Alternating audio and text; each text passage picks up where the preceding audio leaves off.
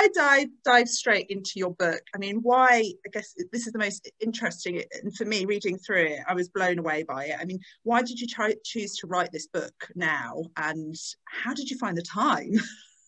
Great question. This book has been a couple of years in the making inside me, but it was last year that I sat down to write. I think all of the elements worked together to be able to get me down for 6 weeks and just write. Yeah. What I would say is this. There's so much that I touch on in the book that it feels very personal, not because I necessarily experienced it personally, but because of that continual conversation we have around issues of race, racism, race inclusion, how it impacts Black people and ethnic minorities. And you can't but care that we have not made real progress on these issues. And so with the book, what I was trying to do was just talk about it in a way that, TV platforms wouldn't give you the time to, right? 5, 6 minutes, or if you're even lucky, 10 minutes is not enough to break down really complex nuances.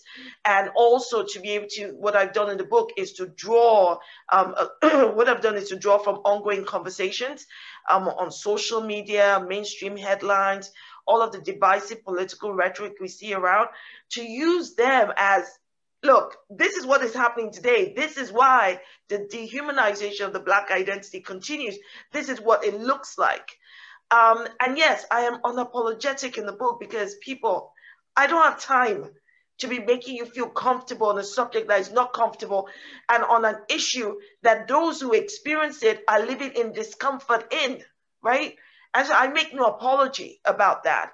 I think it's important to have conversations, but I expect, I mean, we're in a safe space, right? Yeah. I expect for people to educate themselves in whatever it is they want to discuss rather than come in ignorance. I mean, and when the ignorance I'm talking about is not, oh, you know what, I don't know, I really want to know. That's not what I'm talking about. When I say ignorance, are those who refuse to learn, those who refuse to change their mindset, those who want to continually support the status quo, those who are willfully, which means they're deliberately, enabling the status quo of white supremacy and using every example they can think of to say, oh, this doesn't exist because, well, you know what?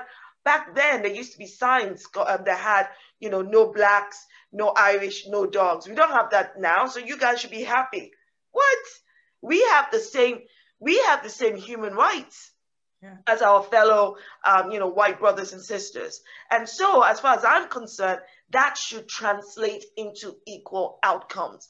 It means that if we are truly eradicating systemic racism, we are being vocal about it, unequivocal about it. Don't make excuses about it. So this book really draws on a lot of examples. When I say example, it just draws on a lot of current and contemporary issues, of course, drawing from historical fact and present day data. And I just challenge it. I want people to pick up this book and feel that they're having a conversation with me. And I think that they probably would feel that, right? And that they're having a real conversation. So if anyone who is ready to be challenged into, let's have a thought-provoking conversation, this book is for you.